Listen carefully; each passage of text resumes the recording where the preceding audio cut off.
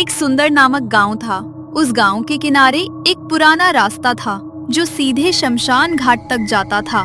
लोग कहते थे उस रास्ते पर आधी रात एक औरत दिखती है जो हाथ हिलाकर आपको अपने पास बुलाती है, लेकिन कोई भी उसके करीब नहीं गया।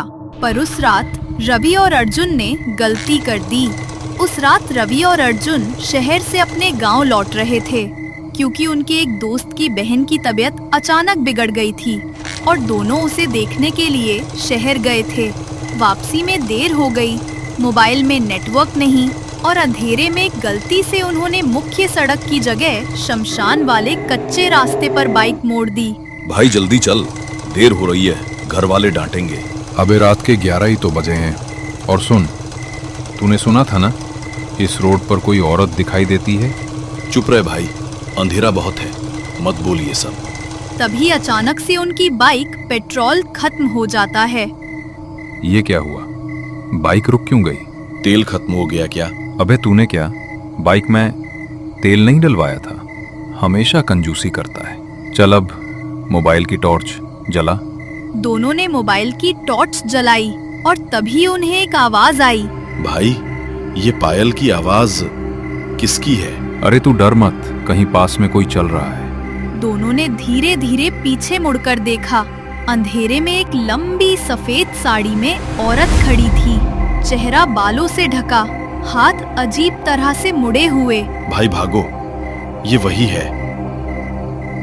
बाइक स्टार्ट नहीं हो रही, धक्का लगाओ। औरत धीरे धीरे पास आने लगी।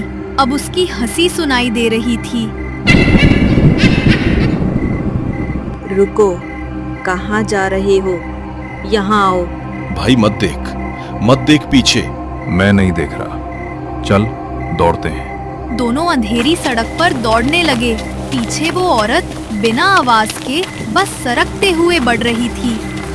रुक जाओ, तुम्हें लेकर जाना है।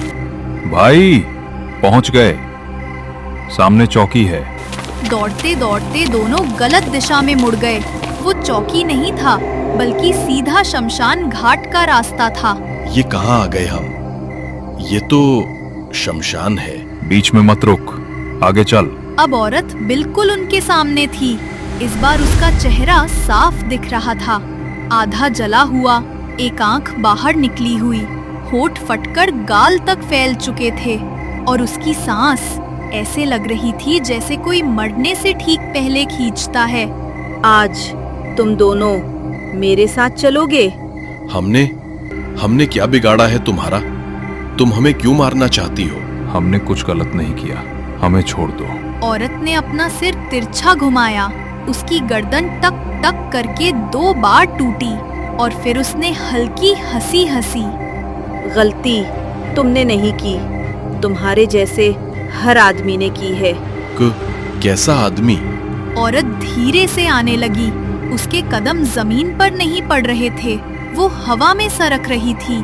अगर तुम्हारे साथ इतना बुरा हुआ था तो हम जैसे आदमियों का क्या कसूर है? हम समझ नहीं पाए तुम क्या चाहती हो। तुम हमसे क्यों नाराज हो? हमने तुम्हें छुआ भी नहीं, फिर भी तुम हमें क्यों मारने आई हो? औरत ने एक पल अपनी खाली आंख से दोनों को देखा, जैसे वो कहना चाहती हो कि आदमी कभी नहीं समझते। और फिर धीरे धीरे उसने अपनी मौत की कहानी बताना शुरू किया। मैं भी कभी इंसान थी, इसी गांव की। गौरी नाम था मेरा। शादी के बाद कुछ दिन सब ठीक था, लेकिन फिर उसकी आंखों का प्यार शराब में डूब गया।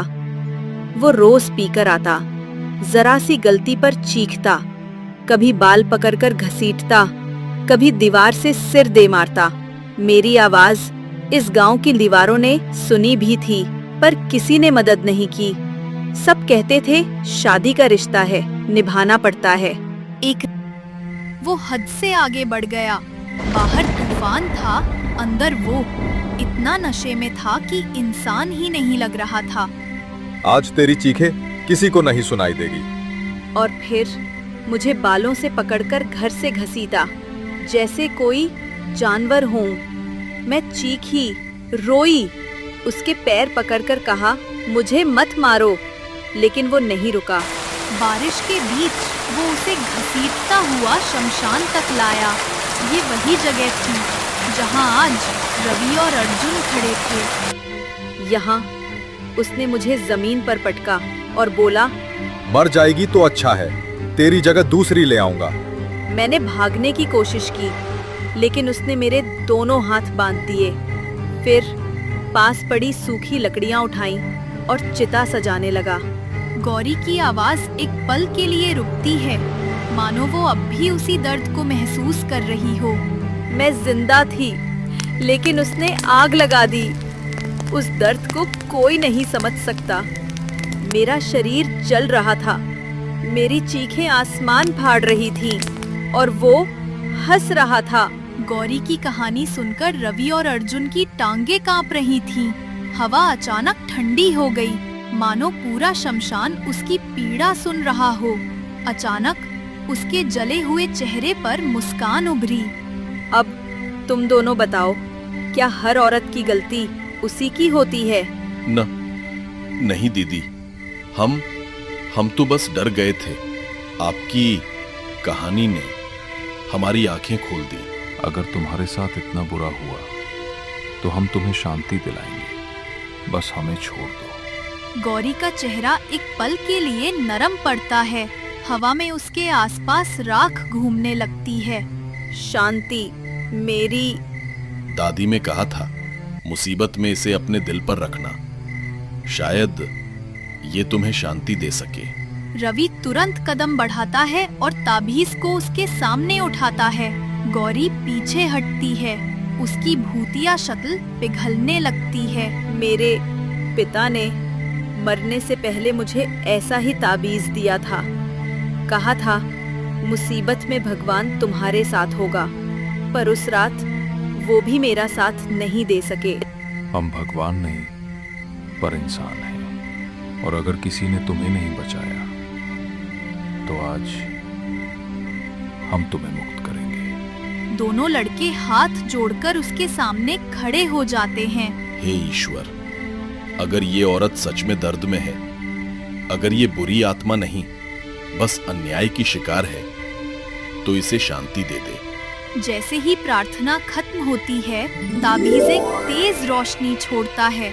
गौरी की चीख मिट जाती है, उसका चेहरा धीरे धीरे सामान्य होने लगता है।